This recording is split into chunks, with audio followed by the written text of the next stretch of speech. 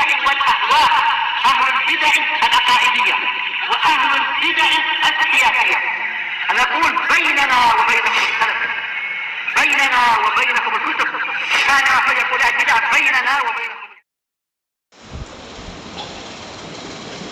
بسم الله الرحمن الرحيم. الحمد لله الذي أرسل رسوله بالهدى ودين الحق ليظهره على الدين كله وكفى بالله شهيدا.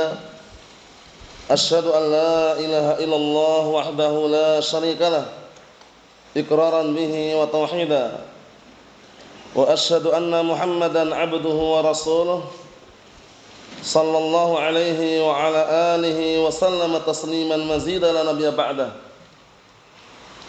Ikhwani fid din, a'azzani wa a'azzakumullahu jami'an wa barakallahu fikum. Kita lanjutkan bacaan terhadap kitab At-Tafsir Al-Muyassar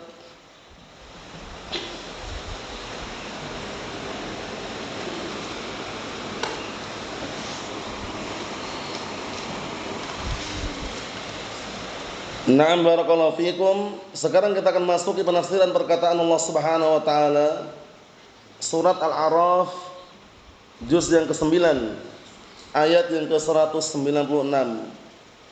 Perhatikan barakallahu fikum, ayat yang ke-196 ini menjelaskan kepada kita semuanya bahwasanya pelindung yang hakiki, penolong yang hakiki untuk kita semuanya adalah Allah Subhanahu wa taala. Manusia perlindungannya, pertolongannya serba terbatas. Namun Allah Subhanahu wa taala tentunya pertolongannya dan perlindungannya sempurna dibanding perlindungan manusia. Oleh karena itu, di antara sebab seseorang mendapatkan pertolongan Allah Subhanahu wa taala dan dikokohkan agamanya, dikokohkan pendiriannya, adalah menolong agama Allah Subhanahu wa taala. Sebagaimana perkataan Allah Subhanahu wa taala dalam Al-Qur'anul Karim, "Ya ayyuhalladzina amanu in tansurullaha yansurkum wa yutsabbit aqdamakum." Wahai orang-orang yang beriman, jika kalian menolong agama Allah, niscaya Allah Ta'ala akan menolong kalian dan mengokohkan pendirian kalian. Kita lihat barakallahu fikum, qala Allah Ta'ala berkata, "Inna waliyallahu alladzi nazzala al-kitab wa huwa yatawallas salihin." Disebutkan situ barakallahu fiik, Allah Ta'ala menyatakan sesungguhnya inna waliyallahu alladzi nazzala al-kitab, sesungguhnya pelindungku, penolongku adalah Allah yang telah menurunkan Al-Kitab, itu Al-Qur'anul Karim. Wa huwa yatawallas salihin, yang mana Allah Ta'ala menolong dan melindungi orang-orang saleh. Kita lihat tafsirannya, disimak baik-baik tafsirannya itu. Qala al-mufassirun asbahumullah, inna waliyallahu alladzi tawalla hifdzi wa nasri.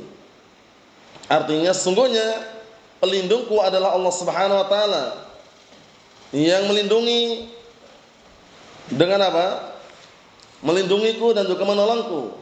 Karena sebagaimana sudah kami sebutkan, pelindung yang hakiki, penolong yang hakiki, yang sempurna adalah Allah Subhanahu wa taala. Huwallazi nazzala 'alayya al-Qur'an bil haqq. Dialah zat yang telah menurunkan kepadaku Al-Qur'an dengan benar. Wa huwa yatawallas salihin min ibadihi wa yansuruhum 'ala a'da'ihim wa la yakhdhuluhum. Yang mana Allah Subhanahu wa taala, Dia itu Allah Ta'ala senantiasa memberikan pertolongan dan perlindungan kepada orang saleh dari kalangan hamba-hambanya dan menolong mereka atas gangguan, kejahatan musuh-musuh mereka, dan juga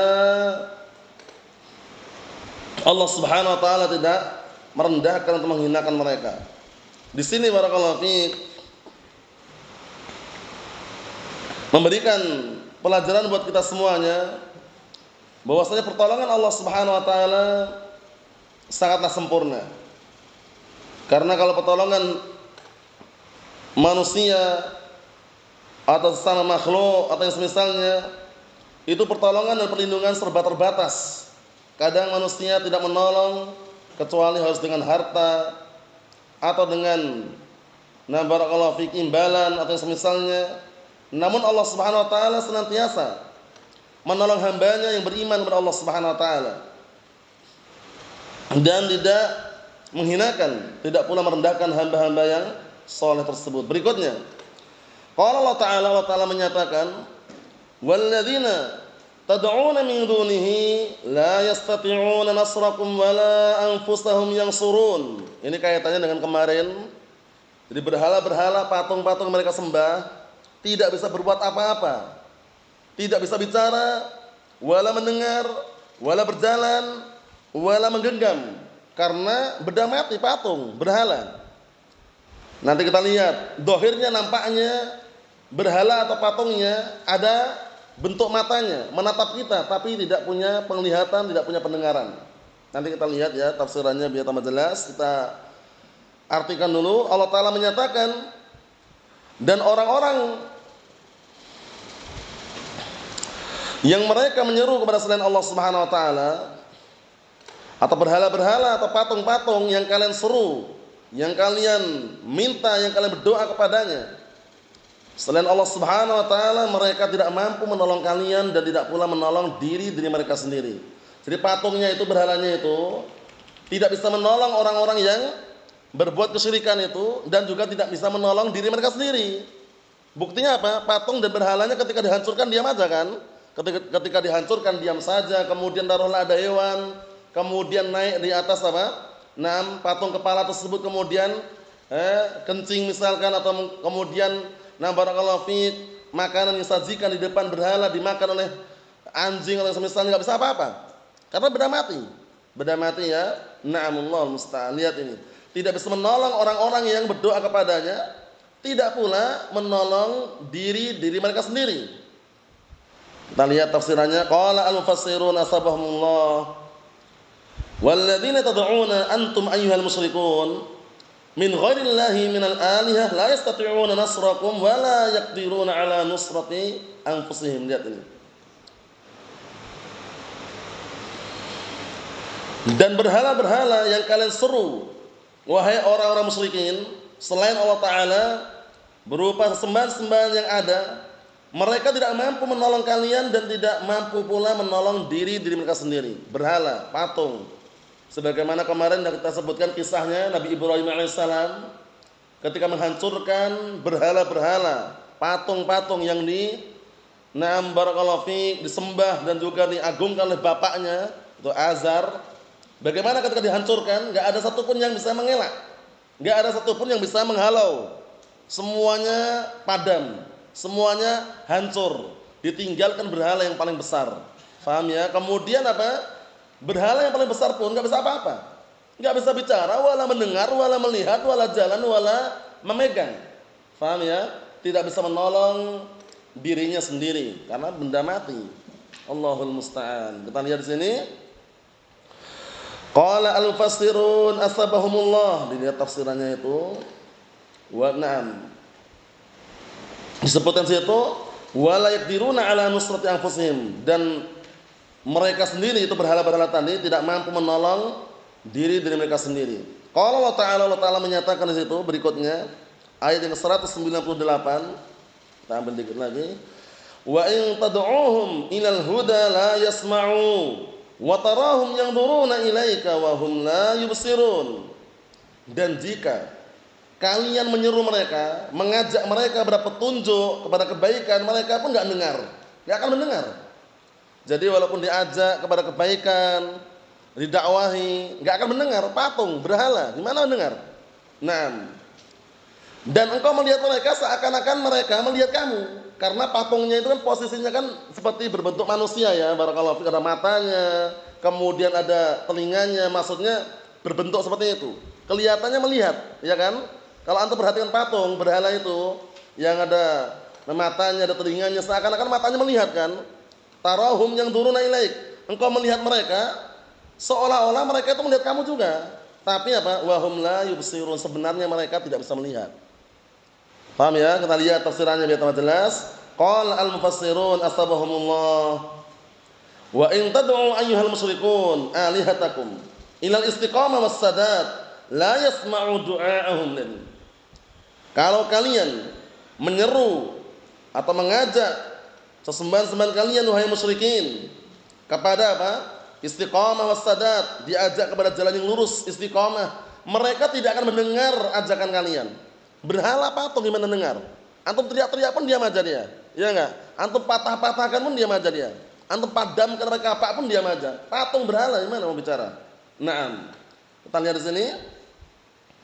Wa tara ayyuhar rasul alihat haula'il musyrikin, dan engkau menyaksikan melihat wahai Rasul sesembahan mereka orang musyrikin min abadatil awsan, dari para penyembah berhala, yuqabilunaka, nah mereka seakan-akan menghadap kepadamu, kan nadir ilaik, seperti melihat kamu.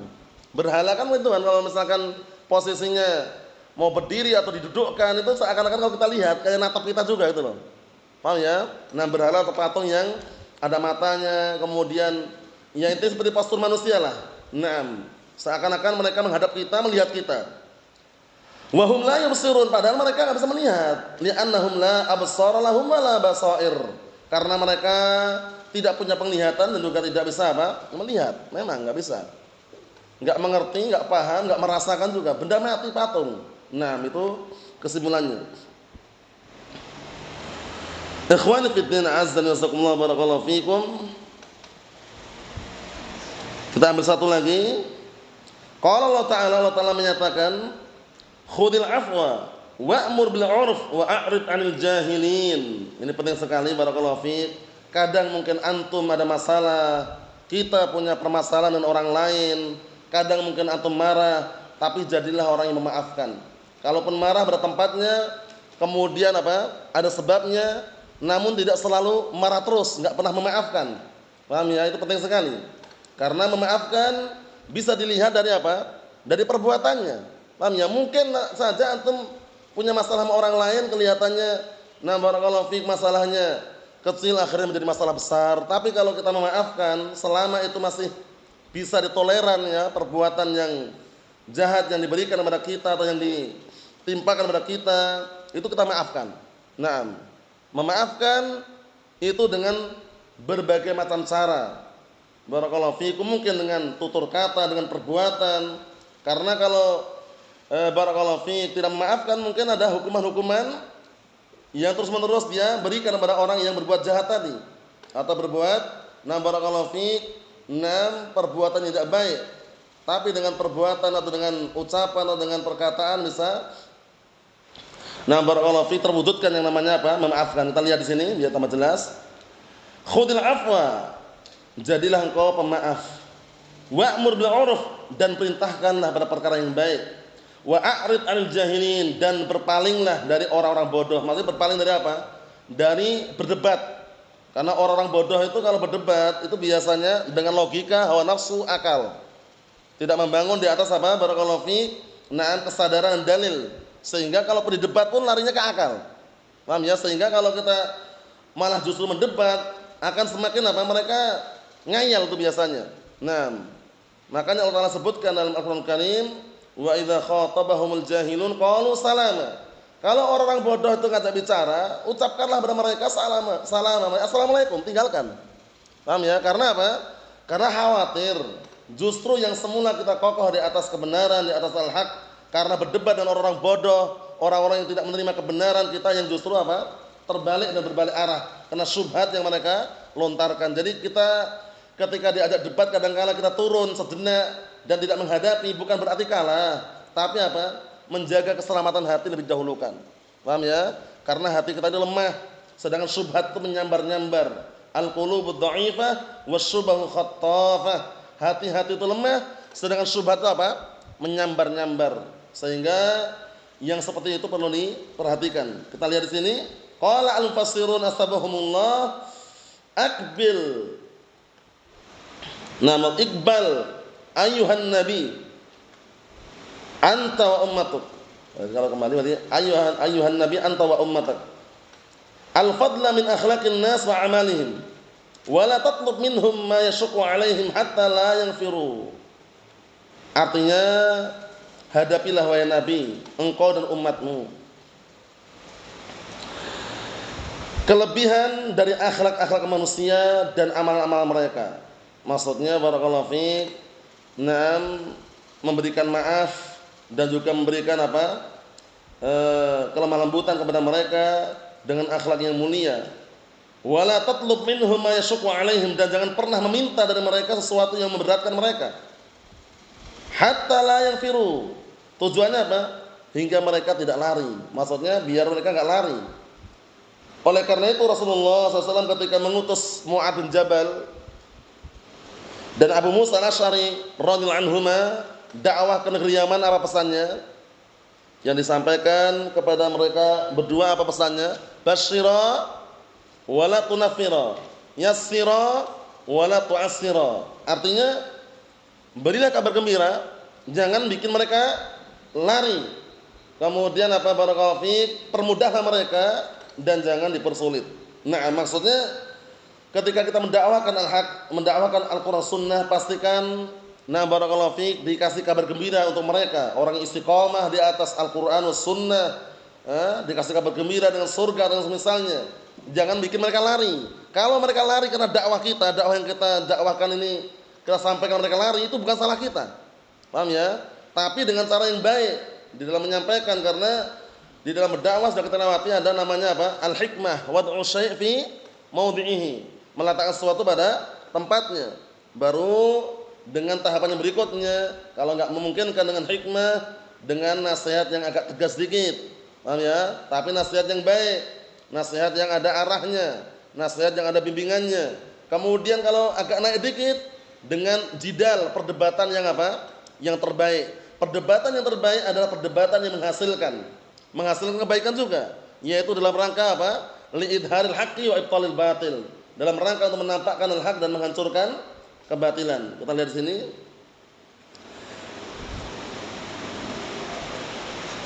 Wa'mur bikulli qaulin hasanin wa fi'lin jamil, dan perintahkan pada setiap ucapan yang baik dan juga perbuatan yang indah. Jadi perintahkan agar orang itu berucap dengan ucapan yang baik, berbuat perbuatan yang baik. Ini kan termasuk sedekah juga kan. Jadi sedekah itu tidak selamanya dengan uang.